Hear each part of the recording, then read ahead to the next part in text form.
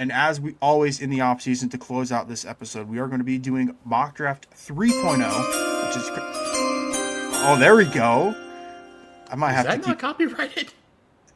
We're an hour and 8 minutes in. If We'll YouTube find finds a out, cop. I guess. They Yeah, they ain't worried about hour 1 minute 8 second 7 of Yeah. of this podcast. But we are going to get into NFL Mock Draft 3.0. Lot of movement from Mock Draft 1.0 already, which was out 2 weeks ago. But Braden, I'm going to let you have the floor on Mock Draft 3.0. Fernando Mendoza, number 1. Next. Arvell Reese at number 2. Somebody, I didn't mention him on my combine winners just because he's already, was going to be a top 4 pick.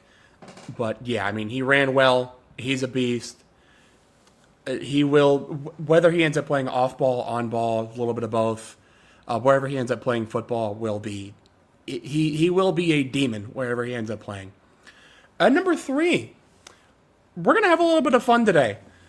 Let's say they don't go Francis Maui-Noah out of Miami. Let's say they don't end up getting a free agent running back. Jeremiah Love is a good enough talent in a class where he is heads, shoulders, and probably even his whole torso above the next best running back. Why not just take a shot? Be like, hey, give me something to have this offense feel something, especially now that they don't have Kyler Murray. Yeah, I think this could. I think it's more likely than it may seem off the bat. So kind of just hear me out with that one. Number 4, I have David Bailey out of Texas Tech going to the Titans. A lot of these guys, my talking points are the same as they've always have been. I'm going to go a little bit faster here. Maybe a bit more of a designated pass rusher at the NFL level, but he's going to be a really good designated pass rusher. At number 5, I have Francis Maui-Noah out of Miami going to the Giants. They just need something on the offensive line. Jermaine Illuminor is going to free agency. I don't even know if they have a starting right guard or really anything on the offensive line other than Andrew Thomas. So wherever he wants to play, he will be a beast there. I think he will be a plug-and-play starter day 1.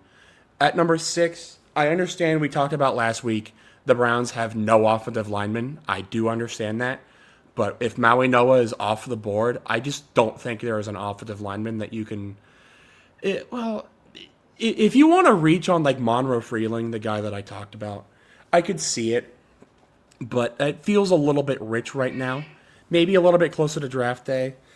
Kat not included in the pick. She's staying right where she's at. Matter of fact, if she wants to be on camera, here you go. But yeah, they need offensive line help. I understand that. There is offensive line depth down the board that I think makes a little bit more sense than reaching on somebody at 6. So I'm just going to take Cardinal Tate again. They still need help at receiver. I don't feel bad about this one at all. Number 7, I have Sonny Styles out of Ohio State going to the Commanders. Bobby Wagner is older than dirt at this point. Frankie Louisville, I believe, is a free agent. Sonny Styles is an absolute freak. I think that just makes enough sense on his own. Number 8, I have Ruben Bain out of Miami. If his arms weren't short, I think he would be higher pretty easily. And a lot of his, if you watch the tape, he wins with moves that don't really require insanely long arms. So I do think he has a good chance of being very good at the NFL level. But like I said about a million times during my combine wrap-up, scouts are going to look a lot into that arm length, and if it doesn't hit your threshold, they are probably not going to take that risk.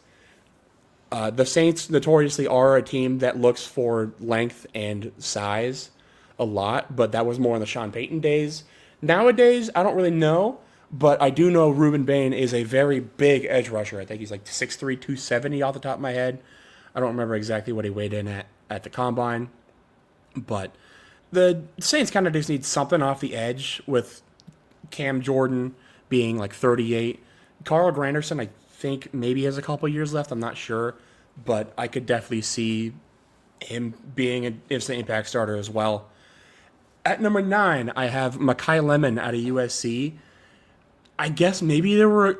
I don't even know if this is a real tweet or not. I may be getting sent held right now.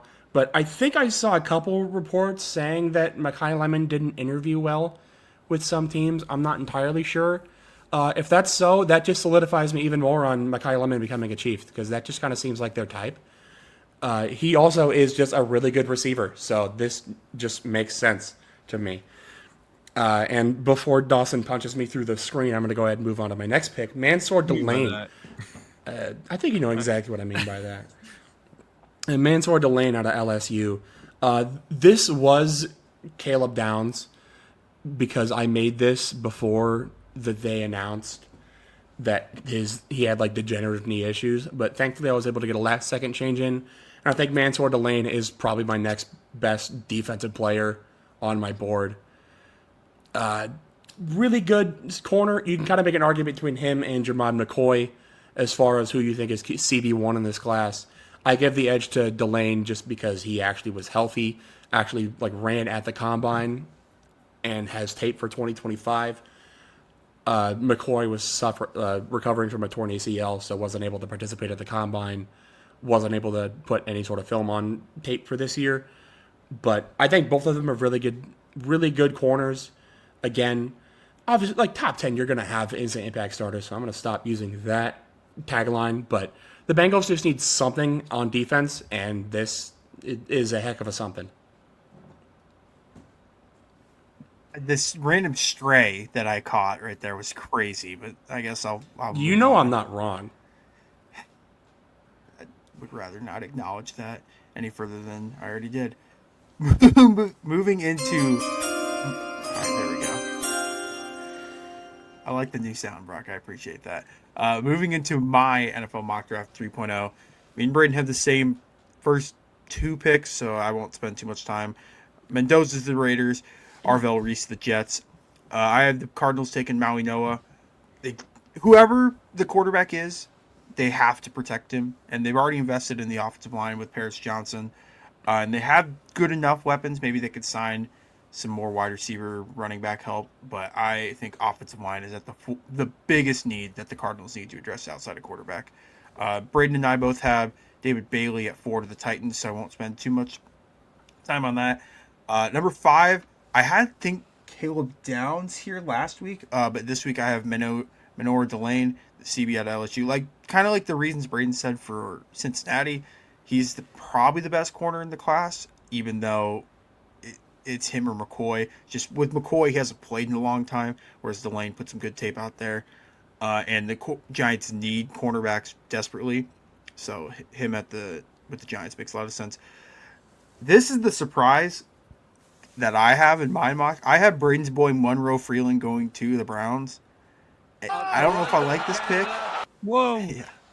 I don't know if I like this pick at all, but again, the Browns' entire offensive line is free agents, and they will not be returning to the Browns next year. So they have to do something at the offensive line position.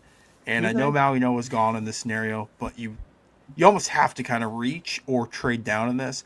And we're not quite at the point in the offseason where we're going to be predicting trade ups and trade downs.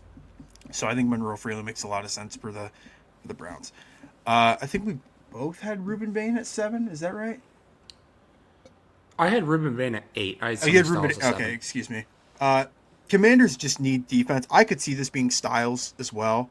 But Ruben Bain's going to be a monster in the NFL. I'm not concerned about his arm length whatsoever, even though all the jokes I make about Will Campbell and all the other short arm offensive linemen. He's going to be an absolute monster. And Washington is a very old team, so they need to get young regardless. And I think Ruben Bain's just going to be really, really good for him in that Dan Quinn defense. I have the Saints taking Jeremiah Love at 8. I think this is 2 weeks in a row I've had the Saints taking Love. I don't know how much longer Kamara is going to be there as RB1. And I think now that you've kind of established that Tyler Shuck is your guy, surrounding him with as much weapons is going to be key. So I could see this either being Love or wide receiver. And at this point, I don't have any wide receivers going off the board. So I have Jeremiah Love going at number 8. I have the Chiefs taking Carnell Tate. In my mind, as a Chiefs fan, the Chiefs have to operate as if Rashee Rice is not going to be on the roster this year. I'm not saying he's going to get cut, but at this point, you can't plan with him in your future with all this off-the-field stuff. and he's been hurt. Like, you just have to move on. The only two wide receivers on the Chiefs roster next season are Xavier Worthy and Jalen Royals. So even if you don't take wide receiver here, you still have to address that in free agency. But in this scenario, none of the wide receivers have been taken, so you have your pick of the top three of either Cardinal Tate, Mekhi Lemon, or Jordan Tyson. So I have the Chiefs going with Tate at number 9. At number 10, he kind of falls a little bit from where I had him last week.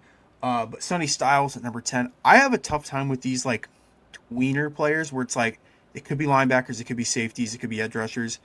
It We've kind of seen this story before with like Isaiah Simmons. Granted, Styles is a way better athlete in my opinion than Simmons, but it's just these guys can play anywhere, but you don't really know where to put them. And with Cincinnati, they just need help on the defensive side of the ball, like anywhere. So maybe this could work out well.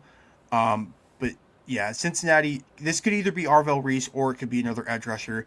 With the news today that they're not franchise tagging Hendrickson, so that is my mock draft 3.0.